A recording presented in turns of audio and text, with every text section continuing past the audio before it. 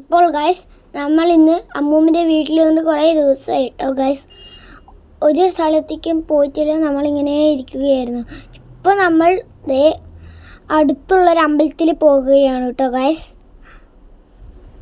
അപ്പോൾ നമ്മുടെ മുമ്പിൽ പോകുന്നതാണ് എൻ്റെ മേമയും അമ്മൂമ്മയും ആൻറ്റിയും, പിന്നെ കൂടെ എൻ്റെ കുഞ്ഞുവാവിയും ഉണ്ട് കേട്ടോ ഗൈസ്.